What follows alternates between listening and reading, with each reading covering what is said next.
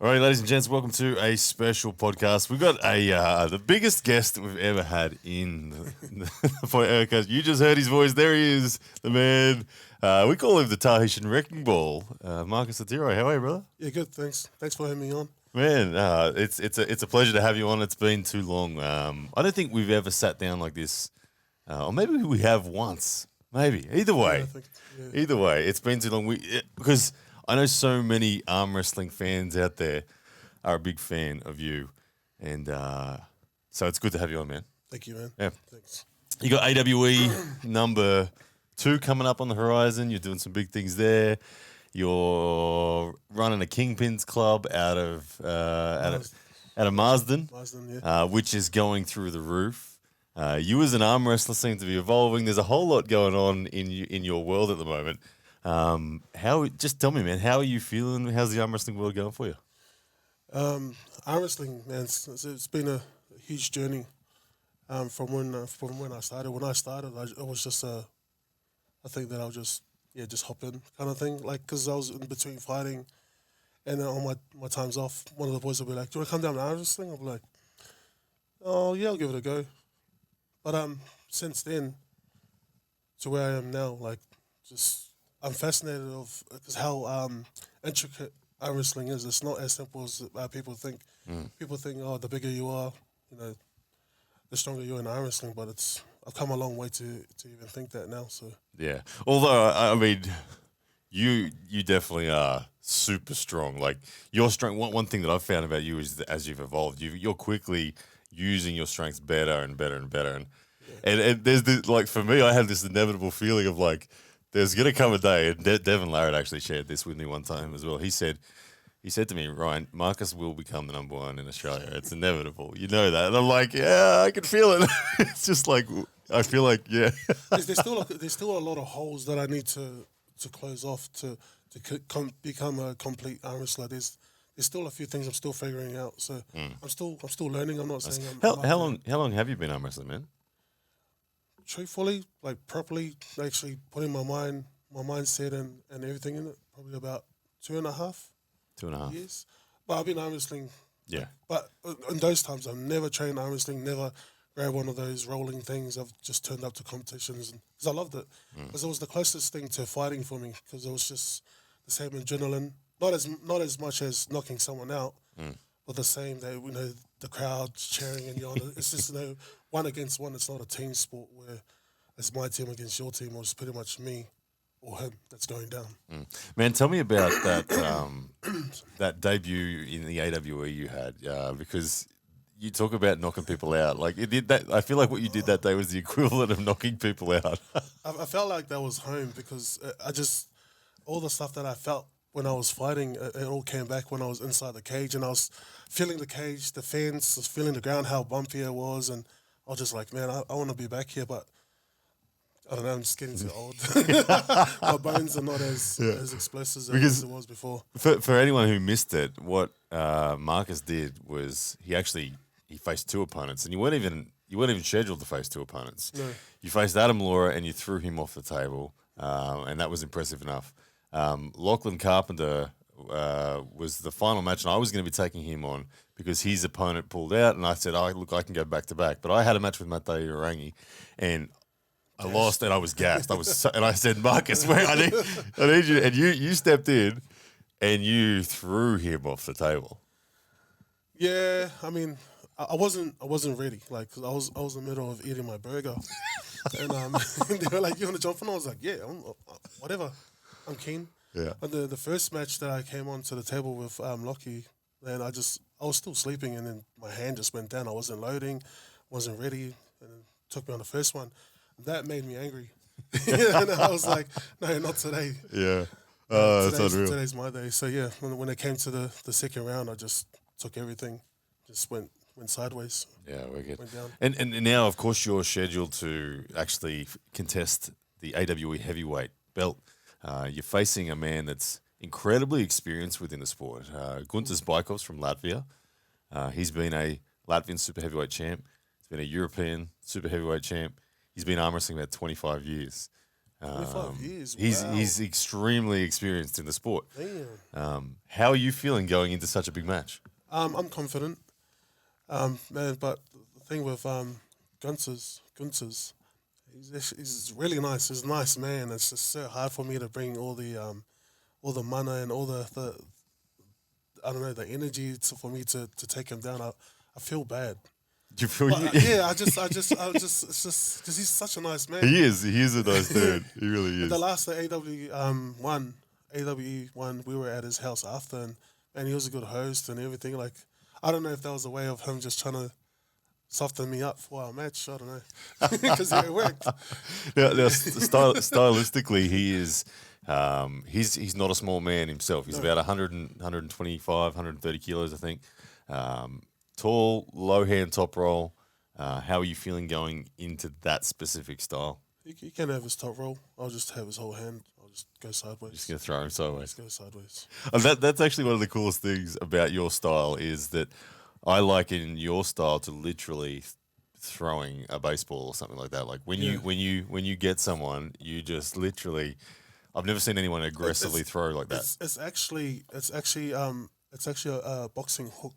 Mm.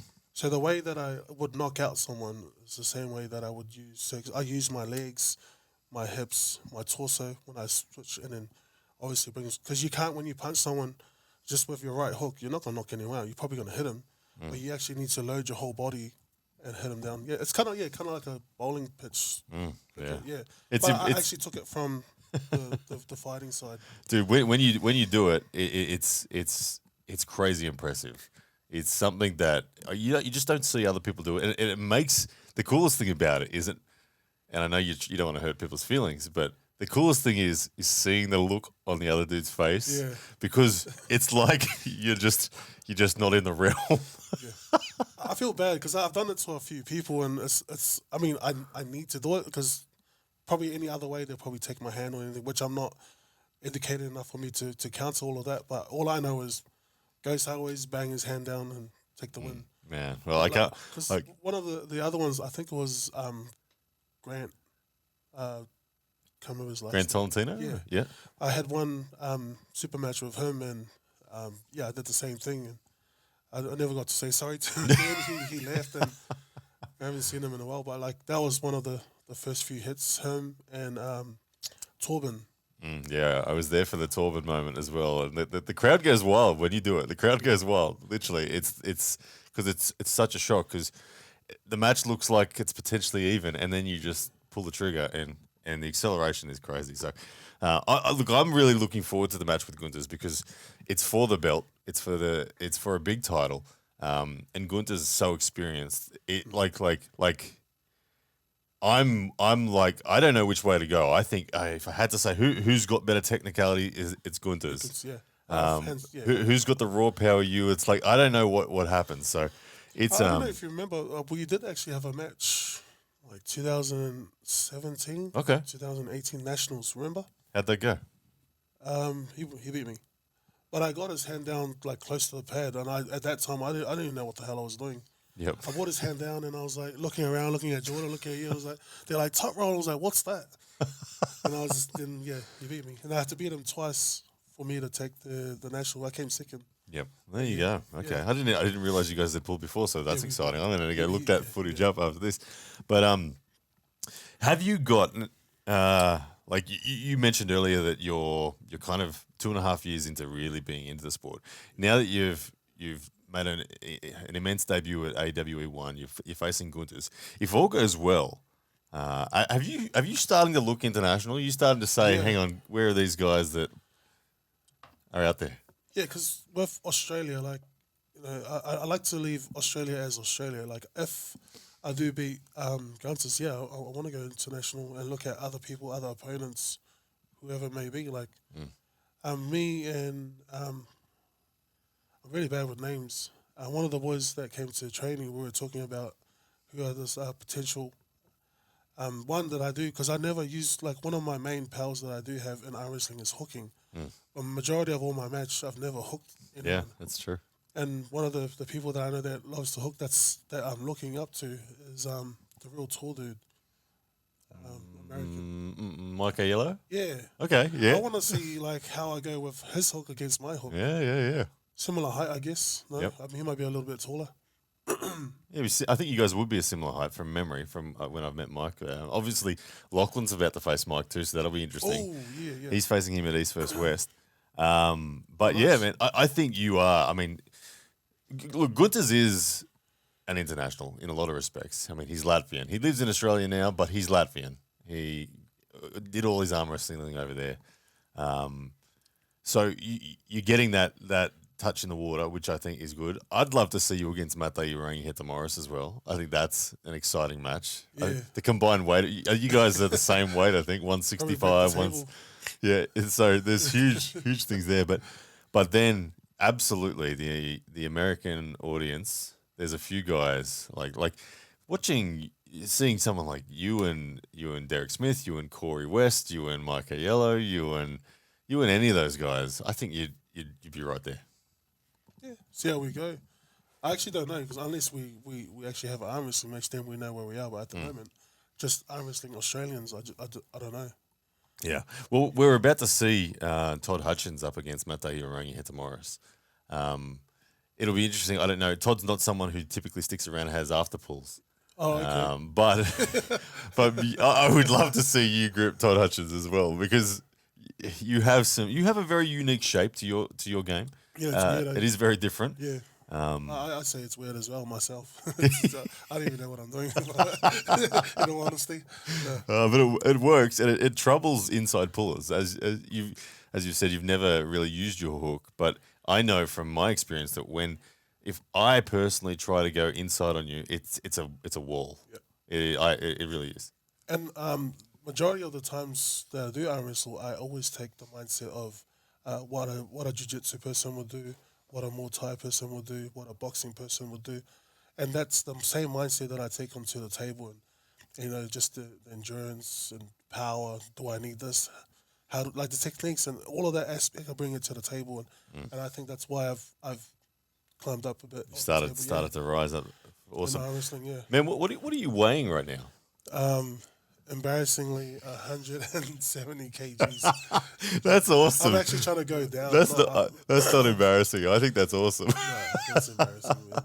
170 kgs and I'm not even trying to be 100. I'm trying to go down to my fighting weight, which is 140 kgs. give us a flex. Let's have a look. What do you like? Just see the mass going on there. You barely fit in the camera. There's no mass here. It's all fat. Oh no, your shoulders, your traps are looking strong. You're a massive dude. So it's the evidence is there that it's crazy because I go to the gym to try and to stay so I don't get any bigger. It's crazy because I'm getting bigger. I'm getting the opposite reaction of what I want. How much time have you spent in the gym in respect to strength training? A solid year now. Solid year. Yeah. Just everyday training. Yeah. What? I mean, obviously you're a big guy. What were you when you were 12 years old, for instance? 12, I would have been about 120. 120 at 12. Yeah, because I remember at 8 I was 80. About 10 I was 100. Yeah, nice. And when you were 16? 16, yeah, I was still at 120. So 120 was pretty much, yeah. So I shot up and I just kind of stayed. Yep. So I looked like 18 since I was 12. Yeah. That's gold.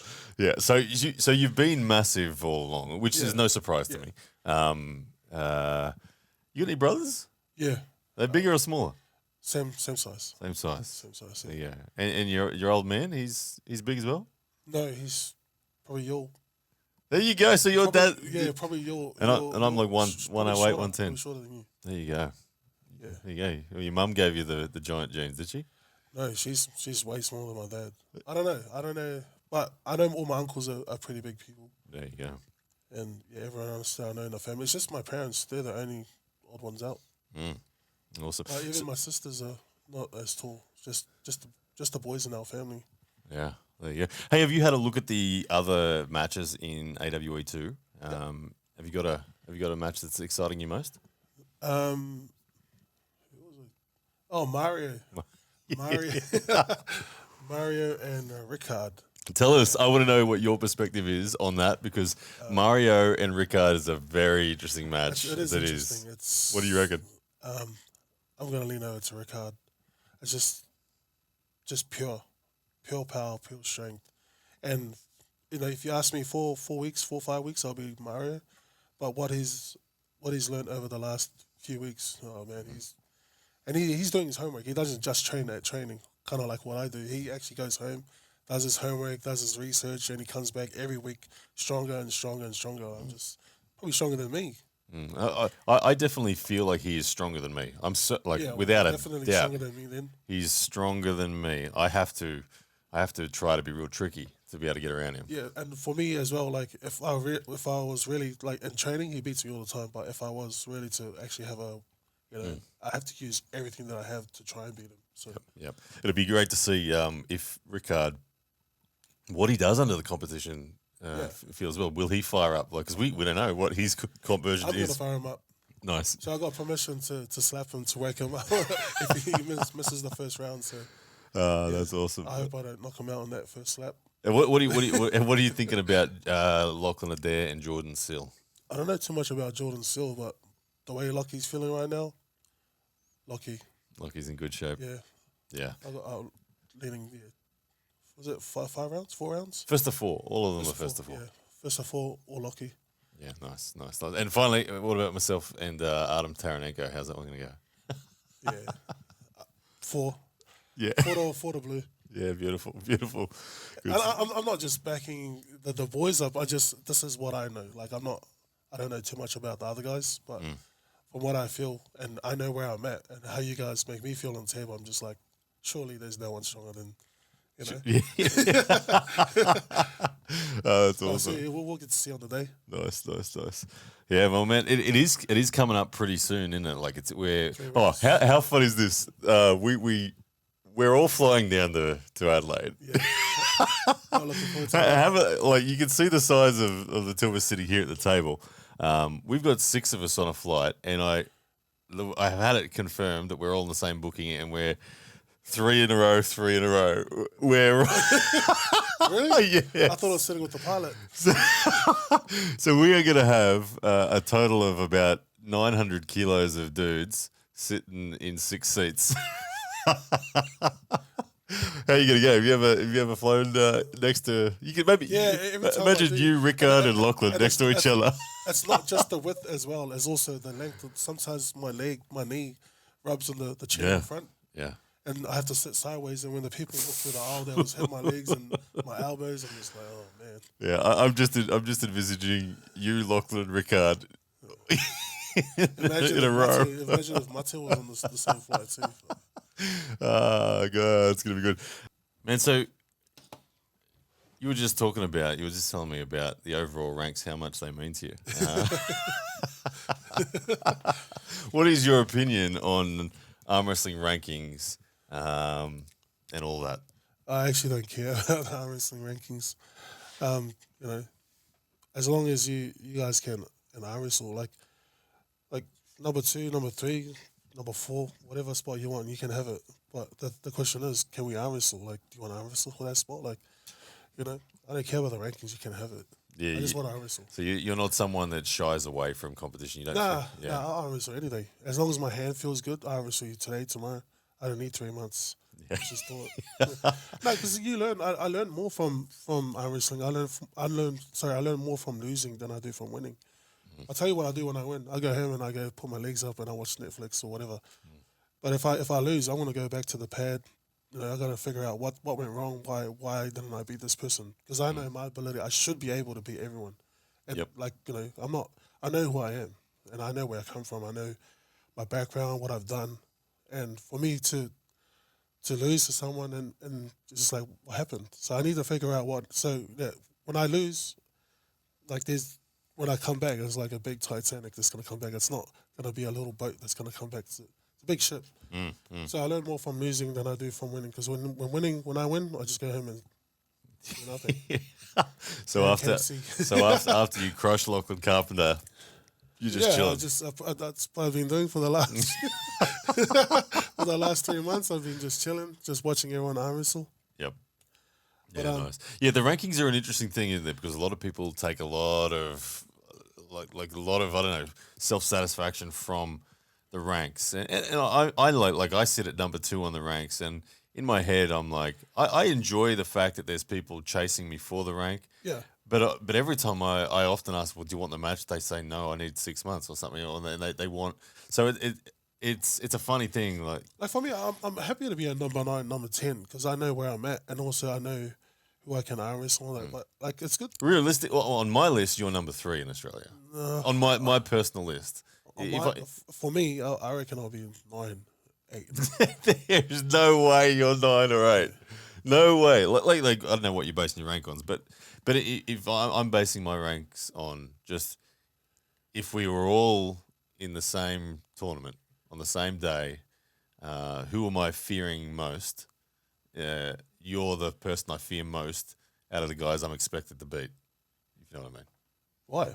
Well, I think I can beat Vitali easier. I think I can beat Mario easier. I think I can beat Adam Laura easier. But you, it's like there's this. Yeah, there's a hidden monster that comes out when I compete. Yeah, it's true. So Just being the stronger person and training for me, it doesn't do anything for me. If I take someone's hand and that, I don't learn anything from it. So I always try to be the weaker opponent in training. You try to put yourself in an advantageous sort of position. Because I learned that off what's his name? Devon? No. Heavy hitters. Doug? No, your nemesis or what? Jordan? No, not Jordan. One more. He's MIA at the moment.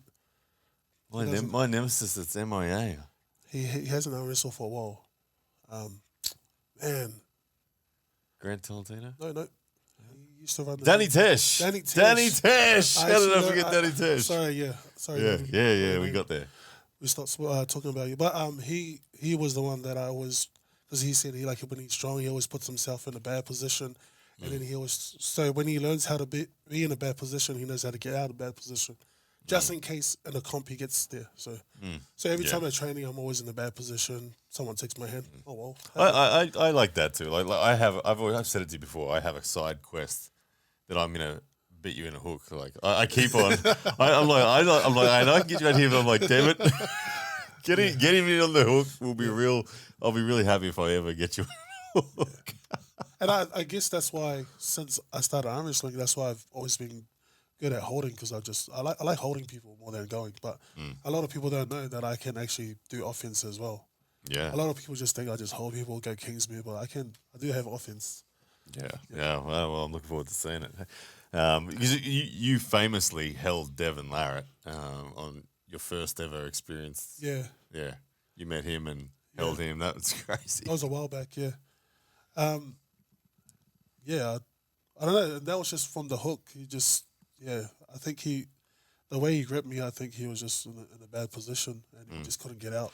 And I just held him there for a while and everyone was just watching. I don't know if anyone's got any videos of that. No, we don't have a video. There's video of Devon telling the story. Yeah. But I don't think there's video of the actual pull itself, which is disappointing. But anyway, it is what it is. Hey, where are you at? How old are you, man? 36, 35, 36. I don't know. I stopped counting when I turned 30. Yeah. I don't want to know anymore. Yeah, no, fair enough. And in respect to your strength, do you feel like you're still climbing? I think I was stronger 25 to 30. I was at my peak, and now I think I'm just cruising. But me doing a bit of gym work, I've got some new powers, got some new strength. What are your gym numbers? Are you, and what sort of gym movements are you training? I'm doing a lot of back. I'm just trying to learn how to bench properly now. Yep. My benching, when I was at that age, I was doing 210. But that was wrong technique. I didn't even know what the hell I was doing. But now I bench about 160, 170 kgs. Rebuilding with form and all try to bring back all the old stuff. Yeah. Do you deadlift, or when you say back, you're doing rows and pull downs and things like that? So no deadlift. So I'm not. I don't know. I always get a sore back. Probably because I'm doing the wrong technique. I don't have any coach or anything like that. Yeah. So I'm just doing stuff from home and just what I was taught from when I was playing footy and doing fighting and all that. So I'm just doing the old movements and Yep. Try to better myself. What is your aerobic capacity like? Do you, as a fighter, I imagine it had to have been decent, and you played footy and all that. aerobic? As in as in like your aerobic being your lungs. Like, are you fit? Nah, I'm not fit. Right, at the moment, no. I'm not nowhere near fit from what I was. I can't even run. I just do a lot of gym movements. Just Yep. just a lot of walking stuff, not running. Yeah. When I was fighting, wrestling is probably the hardest sport. Wrestling is the hardest sport I've ever done. Wrestling. More than jiu-jitsu, more than footy, more than playing like Q-Cup and all that stuff. No. There you go. Wrestling. Wrestling is everything is explosive. Yep. And it's like jiu-jitsu, you can rest, you can move around, but wrestling is a lot of explosive when you... You're talking like what is it, Greco-Roman? Yeah. Yeah, okay. Yeah, that wrestling is the hardest. And like your whole... There's a lot of back as well. Yeah. Wrestling is the hardest sport. There you go. Yeah, arm wrestling's not particularly hard in a aerobic sense. Like I don't know, you'll often walk away from a match feeling amazingly sore if you've just been opened up by someone and all that. Yeah. But the effort to do it is it's not a struggle. Like, yeah, oh man, it's weird. Arm wrestling is weird. I'm still trying to figure it out. Because with the fighting side, like, man, I dreamt it, I slept it, I ate it, everything like it was my life. And then with arm wrestling, it's like kind of my life but a hobby. So I'm still learning a lot about arm wrestling. Every day I learn new things. You guys, Lockie, and everyone from the Kingpins Club, they always teach me new things every time. So I'm still developing at it. I'm not saying I'm an expert at it. So I'm still a novice. But hopefully become world's best. I don't know. Yeah. See how we go. Well, you're on the right path. The Kingpins Club. Tell me a little bit about that. Because that's a club that you founded. And it's, to be honest, like I think it's the best club in Australia. Well, we got the top 4 in the club already. Australia. I think we can definitely say top 4. We can. Yeah. Well, you, me, Lockie, and Rickard now. Yeah, there's the top 4 in the country. Yeah, and Rickard, man, he's a different human. He is. But how did you start that club? Because there's more to that club than just arm wrestling as well. There's a good culture behind it. You guys have got your own sort of podcast and that going as well. Yeah. So I don't know if you guys know the name Kingpins. It's like because majority of the boys that go to Kingpins, majority of us, we're all Kings movers. So that's how we came up with the name Kingpins, and obviously pin, like, you pin the pad. So that's how we got Kingpins. And also another aspect that we looked at it was when we look at each other, we never look down on anyone and we never looked up. So when kingdoms face another kingdom, they face kings. They don't care about the soldiers or the slaves. It was more like we meet eye to eye. So we don't disrespect the people that come to the Kingpins. Like whoever it is, we give them the same respect, the same level. Even though we're like top 4 in Australia, it's the people that are just starting to learn. We don't treat them like they're slaves or minority. We always treat them the same equal. So everyone is treated equal at Kingpins. I love it. That's an awesome attitude to have, and it's quickly expanding as well. Yeah. So, and no surprises with that sort of culture and the training that goes on there. It's awesome. I know. I freaking love it. I think it's the best place, and it's like it's a magnet. The amount of people that are telling us they're going to move to Brisbane because they want to come train in the Kingpins. I mean, as gay as it sounds, it's kind of like a Toretto movie, the Fast and the Furious, how everything's like family. Yeah. I mean, I don't want to say it's like, but it's kind of, it feels like that everyone's like, there's like this sort of boy bond, kind of, not boy bond, man bond. Yeah. No, it's good. I love bringing my son along to it because he gets to witness that and start to be part of it. And I think that it's such a positive environment for a boy and a man to be in that. It's healthy. It like mental health. It's a refreshing. It's like a top up on your own mental health when you go there. Another thing that I did, the reason why I did wanted something close to home was because if I set up a time and if I build something, and if I'm one of the main guys there, I have to train. So I can not train, you know. Yeah. It gives me like if people start turning out, I can't be like, hey, sorry, you guys go home. I have to train. So it puts me in a place where I need to train all the time. So it's been good. That's how I've been staying in the game for arm wrestling. Yeah, nice. Yeah. And I'm not one to train every day for, like, you know, arm wrestling. It's like every couple of months. I want to train today. Let's fight tomorrow. I'm not one to train for 3 months and then let's have a battle. Yeah, it is frustrating the 3 month wait. Yeah, if I could match someone, I'll match someone at the end of the week every week, kind of like a footy. Yeah, we play footy every week. We have let's arm wrestle every week. That's what I like. yeah, nice. Well, I can understand that as well. I hate the wait for the next event. Yeah, it's just you want to test yourself out and know where you're at. But thankfully, the wait's not too much longer. 2 weeks. 2 weeks. Yeah, even 2 weeks is pretty long. Like I'm gonna train till the second, till the day we fly out. I'll probably train till then.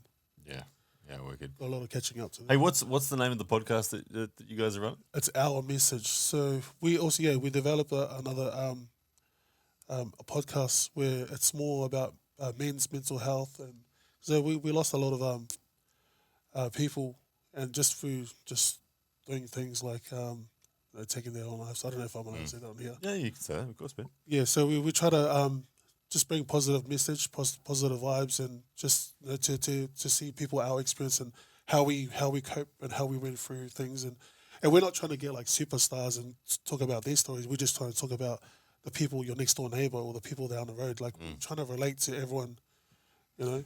Love it, man. Yeah, we're not trying to say so that. Our Message it was Our Message, yeah, Our Beautiful. Message podcast. All right, we'll check that out, man. I'll put the link to that in the description as well. Go check it out. Awesome stuff. Like I said, the culture at the Kingpins is amazing. Hey, not only that, we do jiu-jitsu as well. We do jiu-jitsu, Muay Thai, wrestling. Not really wrestling because that's too hard, but yeah, we do a lot of jiu-jitsu, Muay Thai during the week as well. Yeah. A lot of because your club is set up beautifully. It's not just arm wrestling. No, not just arm There's wrestling. boxing gear. There's bags. There's weights. There's everything. So yeah, I get some of the old boys that I used to train with. They'll come down during the week, like during the day, and we'll just have a little spar session. So I still train. So if you guys want to show the title, let me know. There it is, love it. Well, there's the call out from Marcus Atirai to anyone.